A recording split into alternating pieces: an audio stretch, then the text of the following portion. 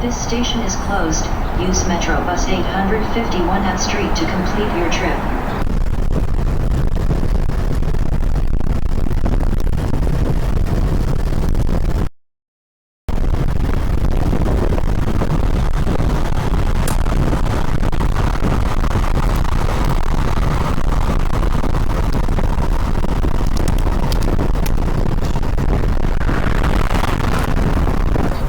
What's going on, everybody? Welcome back. It has been a minute. Yeah, so we're gonna just get to the meat and potatoes here. So in this video we're just gonna go ahead and build the bike, man. I got tired of, well, actually more like scared of using my other bike, which I'll show in a different video. Kind of a mess, but I was just kind of worried of using that bike often to go to work, so I decided to just build a beater upper. Basically, you know, just a bike that I can just throw around, you know, use on really crappy streets and just take to work all the time and not have to worry too much about it. The weight was not much of an issue, just that it fits. So let's just go ahead and just jump right into what I have to go through. So this is a 2009 Novara Carema Pro. It's a 50.5 centimeter roughly. This thing said extra small on it, which was like a 42 centimeter. There was a label on there, which you can see on the screen, I'm sure. But dude, the only thing that was that size was the seat tube. That's it. The actual frame was a 50.5, so it was fine. The other thing, it is a clunker. It's heavy.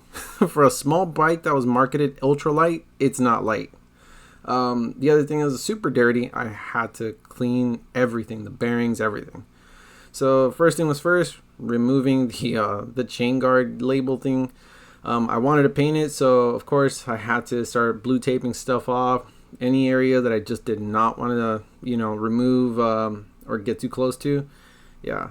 The other thing is that the fork had this really ugly Novara labeling on it. I had to remove it.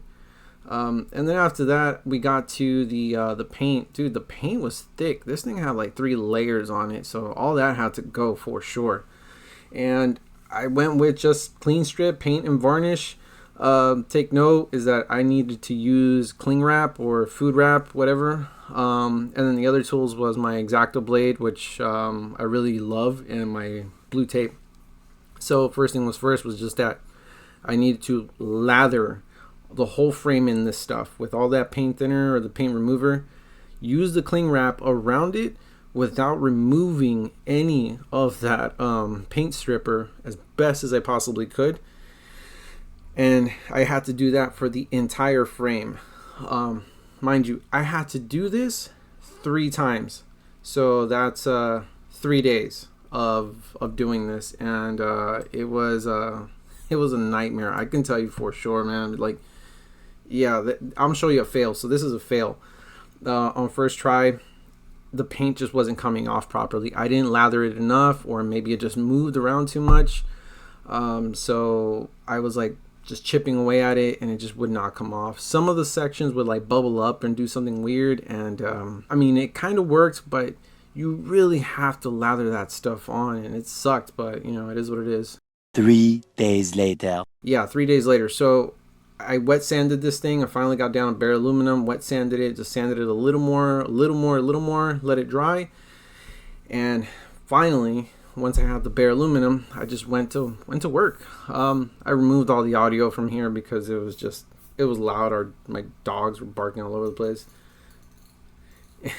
And yeah, I celebrated too soon on that one. I missed spots everywhere. It's fine to miss spots when you're just getting the first coat down. And again, I had to do this 3 times. So again, 3 days later, I finally got to the gloss. As you can see right here, I'm just applying gloss. I had to do this 2 times because I didn't want it too thick, but I didn't want it too thin. So yeah, but here's just the end result of what the color looked like. I wanted a nice like coffee color, so I went with that. Then I tried this little weird watercolor effect. Absolute failure. I was like, yeah, I'm not doing that again, so I'm not even gonna bother. I wiped it all down, and here's the frame.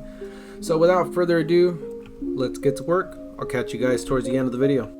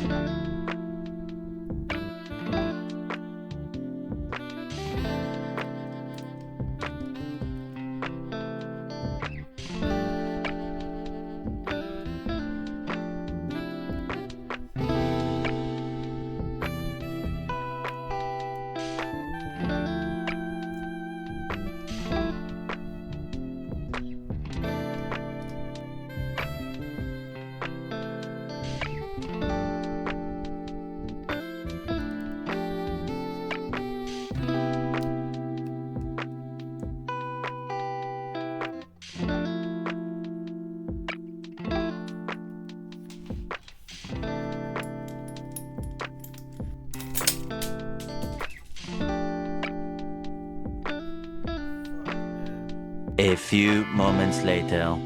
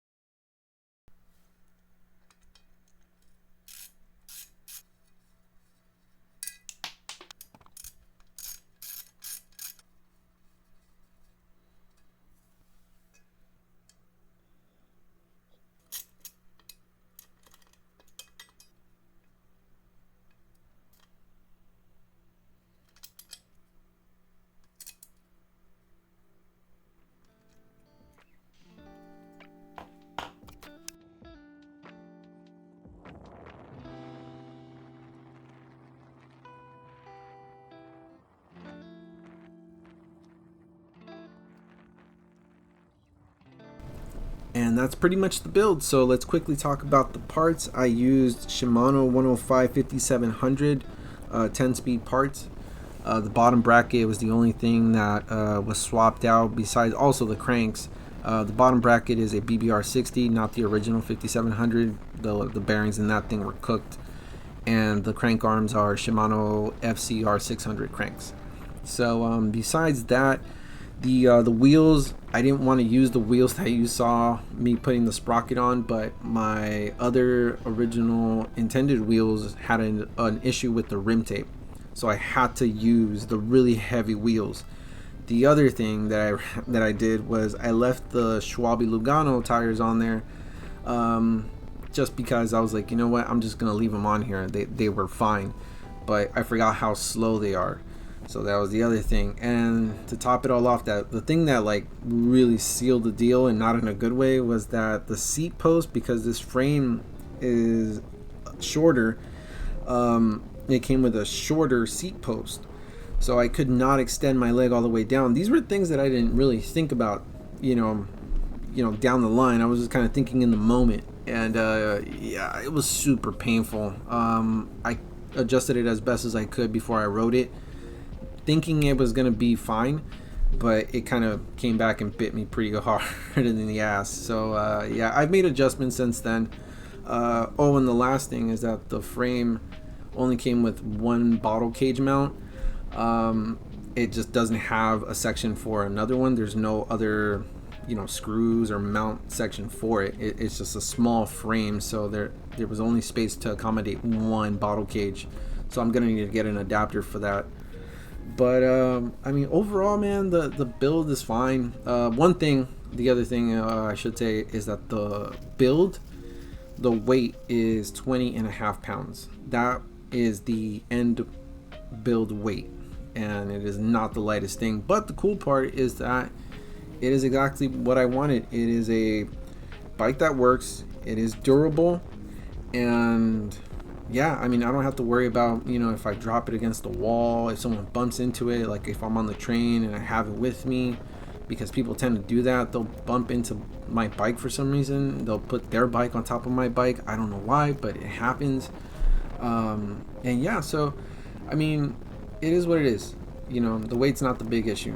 It works, it's sturdy, and it's a solid training commuting bike. But I am gonna make some adjustments, and I'll show you guys in another video some adjustments I've made. But I'm also probably gonna do some very minor upgrades just to make it a little bit faster. But I appreciate you guys for watching. Make sure you guys like, subscribe, and I'll catch you guys at the next one.